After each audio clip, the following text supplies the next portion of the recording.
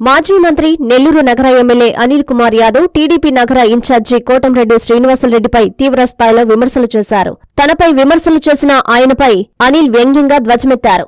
చిన్నపిల్లాడు ఇంటికొచ్చి తన్నేసి వెళ్లాడని, మూతిమీద మీసం ఎందుకురా, తీసై అంటూ ఎద్దేవా చేశారు.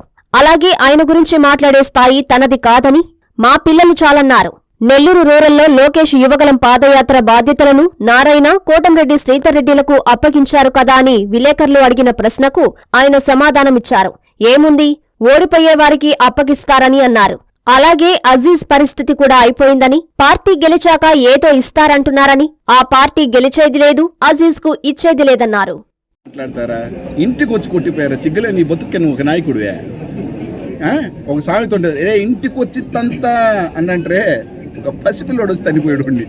వాడు మళ్ళీ నాయకుడు, వాడు మళ్ళీ నా సౌరంగా మూతి మీద మేసము, మీకెందుకురా మూతి మీద మేసమా, తీసేయండి రాదండి, తీసేయండి. మీకు ఒక రంగు, మూతి మీద మేసము, చిచ్చే తీసేయండి. ఇంటికి వచ్చి కాలేరు కొట్టేశాడు. సర్లే, ఆ 3 అడుగుల గురించి మనం మాట్లాడాల్సి వస్తుంది, నా స్థాయి కూడా కాదు, కానీ దానికంతా మా పిల్లలు చాలు.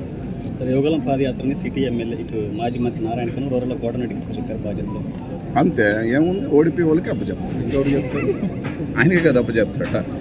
ఆయన ఓడిపోతున్నాడు, ఈయన ఓడిపోతున్నాడు, డబ్బులు కావాలా, జనాలు తోలేదానికి మనిషి లేడు, వాడిని పిలిపించుకున్నారు రారా నాన్న.